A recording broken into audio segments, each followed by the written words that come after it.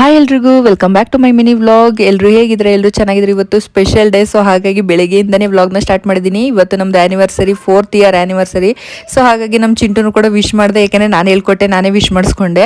ಇನ್ಯಾರು ವಿಶ್ ಮಾಡ್ತಾರೆ ಹೇಳಿ, ಫಸ್ಟ್ ಅವನು ವಿಷ್ಟೇ ಕೇಳಬೇಕು ಅಂತ ಹೇಳ್ಬಿಟ್ಟು ಅವನೇ ವಿಶ್ ಮಾಡ್ದೆ. ಹಾಗಾಗಿ ಪೂಜೆನೂ ಕೂಡ ಎಲ್ಲ ರೆಡಿ ಮಾಡಿ ಇಟ್ಟಿದ್ರು, ನೆನ್ನೆನೇ ಸ್ನಾನ ಮಾಡಿಕೊಂಡು. ನನಗೆ ಸ್ವಲ್ಪ ಹೆಲ್ತ್ ಇಶ್ಯೂ ಇತ್ತು, ಸೊ ಹಾಗಾಗಿ ನಾನು ಮಾಡೋಕ್ಕಾಗಲಿಲ್ಲ. ಹಸ್ಬೆಂಡ್ ಎಲ್ಲ ಮಾಡಿದ್ರು. ಮೀಶೋಯಿಂದನೂ ಕೂಡ ಸ್ವಲ್ಪ ಪಾರ್ಸಲ್ ಬಂದಿತ್ತು, ಅದನ್ನು ಕೂಡ ಚೆಕ್ ಮಾಡಿ ಇಟ್ಟೆ. ಹಾಗಾಗಿ ನಾವು ಸ್ನಾನ ಮಾಡಿಕೊಂಡು ಮನೇಲೂ ಕೂಡ ಪೂಜೆ ಎಲ್ಲ ಮುಗಿಸಿ ನಾವು ಹೊರಟಿದ್ದು ಈಶಾ ಫೌಂಡೇಶನ್ಗೆ.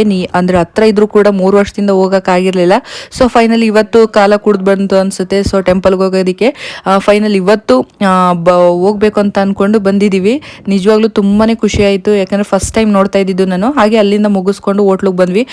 ಟಿಫನ್ ಮಾಡಿರಲಿಲ್ಲ, ಸೊ ಹಾಗಾಗಿ ಟಿಫನ್ ಮಾಡಿಕೊಂಡು ಇಲ್ಲಿಂದ ನಾವು ಹೊರಟಿದ್ದು ನೆಕ್ಸ್ಟು ಕೊರಿಯನ್ ಕ್ಲಾತ್ಗೆ. ಸೊ ನಾನು ಇನ್ಸ್ಟಾಗ್ರಾಮಲ್ಲಿ ನೋಡಿದ್ದೆ, ಹಾಗಾಗಿ ಅಲ್ಲಿಗೆ ಹೋಗ್ಬಿಟ್ಟು ಬಟ್ಟೆನೂ ಕೂಡ ಸ್ವಲ್ಪ ಪರ್ಚೇಸ್ ಮಾಡಿಕೊಂಡು ಅಲ್ಲಿಂದ ನಾವು ಮನೆಗೆ ಬಂದ್ವಿ.